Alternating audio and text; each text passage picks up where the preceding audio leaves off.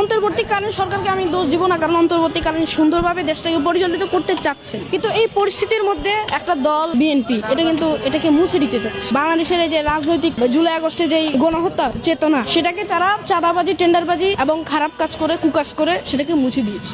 রাজনৈতিক পরিবেশে 1971 সন থেকে এই পর্যন্ত যদি কোনো হিসাব করা হয়, ইসলামিক দলগুলো ব্যতীত বাংলাদেশে কোনো দলই সুন্দরভাবে তাদের রাজনৈতিক পরিবেশটাকে গড়ে তুলতে পারে, একমাত্র ইসলামিক দল ছাড়া। এর মধ্যে জামাত ইসলামী আছে, চরমনাই আছে, যদিও ভুল ত্রুটি ছিল চরমনাই, তারা আওয়ামী লীগের সাথে হাত ছিল তাদের, তবুও তাদেরকেই বলা যায়। 5 আগস্টের আগে যেমন আওয়ামী লীগেরা ছাত্রদের হত্যা করেছে, পুলিশ বাহিনী দিয়ে, প্রশাসন দিয়ে বাংলাদেশের মধ্যে ফ্যাসিস্ট যেই কারিকুলাম সেগুলো চালু করেছিল। তো 5 আগস্টের পরে অন্তর্বর্তীকালীন সরকার যখন গঠিত হয়, তখন কিন্তু অন্তর্বর্তীকালীন সরকার যেভাবে দেশটা পরিচালিত করছে এটা খুব ভালো, কিন্তু একদল সেই বাংলাদেশটাকে নিভিয়ে দিতে চেয়েছে। এখানে চাঁদাবাজি, টেন্ডারবাজি, ধর্ষণ ইত্যাদি করে বাংলাদেশের 2024 সনে যে জুলাই আগস্টে যে গণঅভ্যুত্থানটা হয়েছে সেটার স্মৃতিটুকুকে মুছে দিতে চেয়েছে বাংলাদেশের জাতীয়তাবাদী দল। মিটফোর্ডে ওই দিন পাথর দিয়ে মানুষ খুন করেছে, এদিকে চাঁদাবাজি করছে, বরিশালে এক মহিলা লাঠি ছোটা দিয়ে হত্যা করেছে। তো এই যে এই বিষয়গুলো বাংলাদেশের রাজনৈতিক পরিস্থিতি তারা বিকট একটা পরিস্থিতি সৃষ্টি করেছে। কয়দিন পরে পরে খুন খারাপি, পাথর দিয়ে মানুষ হত্যা করা, চাঁদাবাজি, ধর্ষণ, টেন্ডারবাজি ইত্যাদি আগের মতোই তারা পরিচালিত করছে। বর্তমানে বাংলাদেশের যে পরিস্থিতি, জুলাই আগস্টের পরে যে একটা স্বাধীন বাংলাদেশ গড়ে তুলতে পারবে